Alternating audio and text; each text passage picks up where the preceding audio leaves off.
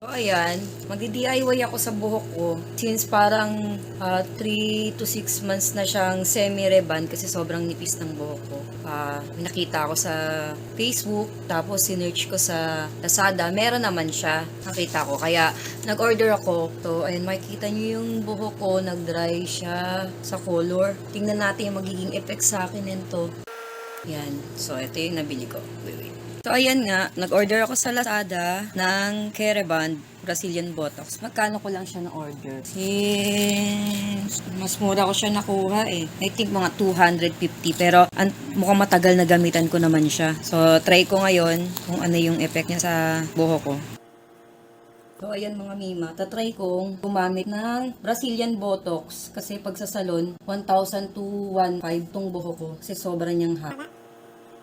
Ito naman nabili ko siya sa Lazada, 250 pesos lang. Pero mukhang mga tagal siyang gamitan. Kasi ito dapat gagamitin mo siya ng every 2 months mo siyang gagamitin pag na-rebond ka with color. So try natin.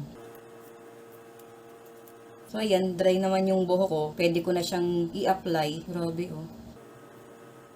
Pwede ko na siya i-apply ng diretso. So, nabasa ko naman, wala siyang mga ibang chemical. Talagang treatment lang siya kahit magtagal siya sa buhok mo. Kasi ang gagawin mo dito, pag in-apply mo siya, blow dry, then plancha. Tapos, 24 hours mo siyang hindi pabasain. Siyempre, first time ko lang mag-DIY sa buhok ko. Wala akong gamit. Ganyan lang. Hanggang sa magbasa siya sobra. Talag tayo nag-conditioner sa CR.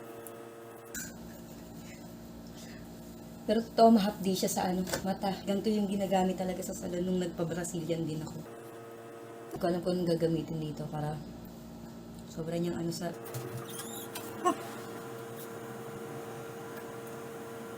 Kita niyo na pag nasunog yung kamay ko. Kasi kinakamay ko lang siya. Pero dapat daw talaga basang-basa. Hindi pala totoo yung masakit lang daw pag pinaplancha.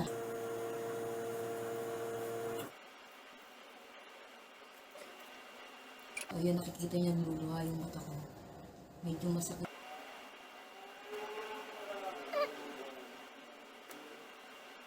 Nakikita niyo naman yung structure niya dito sa bote.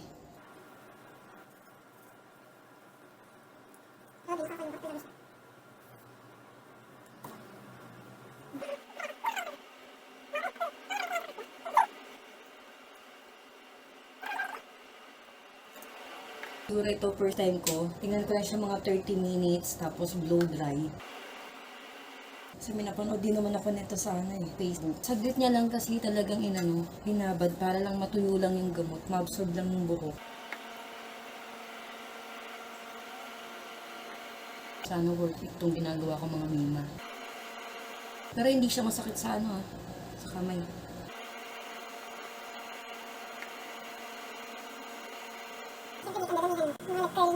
Tapos yung pinakababang may kulay, dapat sa basa siya. Ngayon, mabasa-basa na yung buhok ko pero konti pa lang yung nababago. Nasabi nga ng ate ko, subukan ko daw muna pagkatapos sa kanya ko gawin.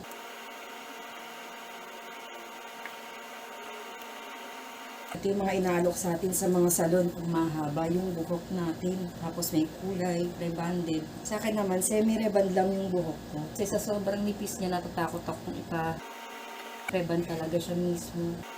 Anong pinakulayan ko siya, treatment, semi-reband. Yan, kita niyo, medyo basa na yung buhok. Kaya nakakaano siya. Sakit sa mata. Sige, ano. Sakit daw sa mata. Sabi mo sa akin, sakit sa mata. Pag nakulo yung bahay, tapos naka-aircon siguro. Ngayon lang siya kababa. So, maya siguro blow dry ko na siya. So, yun makikita nyo, basang-basa na yung buhok ko. Gamot.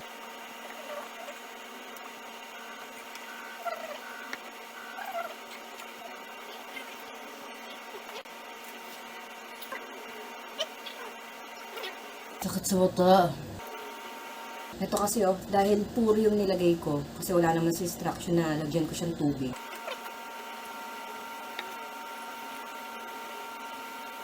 So yun, kaya ako lang naman tinesting din to. Kaya alam kong wala siyang magiging sa buhok ko. Kasi hindi naman siya babandawan. Hindi katulad ng reband kasi babantayan mo siya talaga. Ito hindi kasi hindi mo nga siya babandawan, i-blow dry mo siya bago mo siya planchahin.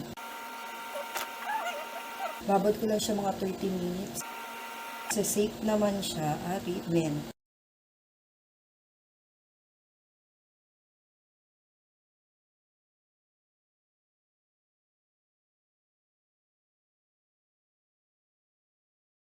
Lahin lang natin sa vlog. Grabe, nakikipaglaban yung buhok ko. Yan, so ito na nga. Nabasa ko na pwede na siyang diretsong i-blow dry. Hindi ikaw. So, ayan. Meron akong nabili na 100 pesos lang yata to. Dahil syempre nasa bahay lang naman ako. Hindi ko na kailangan yung malalaking blower. Sabi doon kailangan cold and hot lang kaunti. Mag-absorb ng buhok ba? Hanggang maaari, hindi ko tutok yung blower mo. Para hindi siya magsunod. Hindi natin alam kung nakakasunod siya ng masyadong mainit. So, nabasa ko din. Extraction. Ay, syempre, hindi naman sobrang init kung mabili kong blower. Dahil nga pang bahay lang siya. Pwede siguro yung number 3 niya. Kung mag-blower kaya sakit pa rin niya sa mata. Lalo na pag pinalawit siya. Ang kaya ko nagpapatuloy ng buhok. Kaya ako nakapikit ang sakit niya sa mata. So yan, blow dry ko muna siya ng easy. Balikan ko kayo mamaya pag-tuyo na siya. At pa-plancha ko na. So ayan, tapos na tayo mag-blow dry. Ito na yung lagay niya. Diba? Medyo okay na siya ngayon na. Kumpara kanina. So ngayon, gawin naman natin is plancha rin natin siya. Ayan. Try muna natin siya. Diba, mas gumanda-ganda siya ngayon. Mas nag-boost yung color niya. At mamaya pag na-plancha na siya ng buhok. Ayan, dahil damage hair na yung buhok ko. Dahil na pala yung proseso niya. Pag kasi nasa salon tayo, di ba, pinipining pa nila ng mga 1 hour. Nabasa ko naman doon, pagka ano niya, pwede mo na siyang blow dry. Hindi na siya katulad kanina, nabuhag-hag. So, ayan. Meron din ako nabiling plancha sa Lazada. Talagang 250, pero ang ganda niya. Sobra. Siyempre, semi-reband yung sa akin, hair color. Kaya set natin siya ng 180. 160 pag sobrang damage na. So, 180 is parang sa tapatan lang. So, ayan. Ready na natin. I-hap ko muna. Okay, kailangan ko yung baba.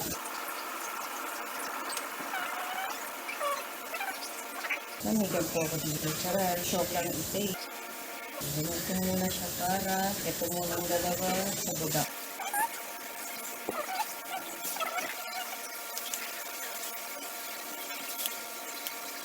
Kaya siya pinaplancha para ma-absorb ng buhok natin yung gamot.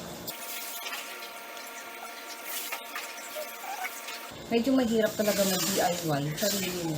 Siyempre kung nasa bahay ka naman, ikaw ubus ng malaking pera. Sabi nga nila, pwede ka naman gumanda. Mura lang yung nagigastos mo. Try lang din natin yung ganito.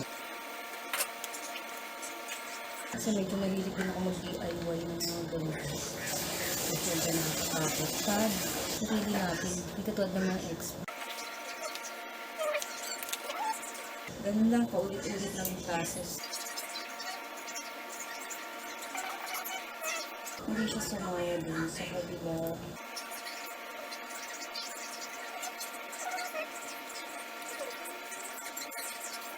Sakit niya sa mata talaga pag pinaglano ngayon nagpa-plancha naman ako. Ako yung electric pa kasi ang sakit niya sa mata.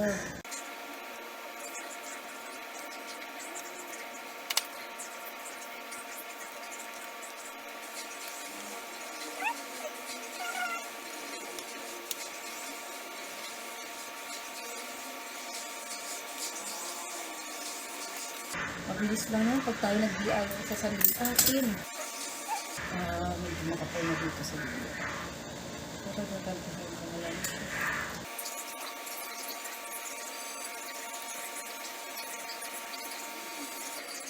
Sandaan pag may color yung buhok, 180 degree lang yung init niya.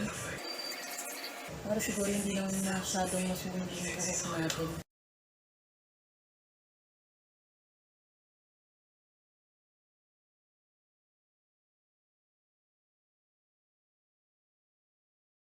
hanggang sa ma-absorb niya ng buhok niya yung gamot. Nagbigay ako ng electric sa likod ko, sobrang ano na, sa mata.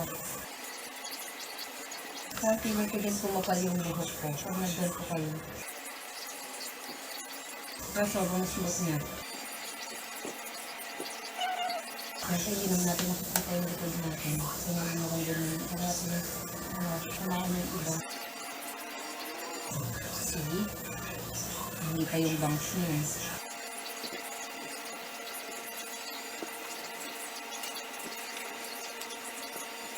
Kaya nakikita ko na yung improvement na ginawa ko.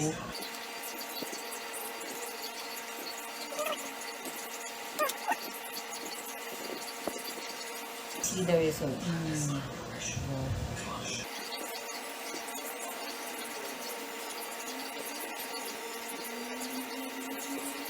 ganyan lang naman ako mag-plancha ng buhok ko.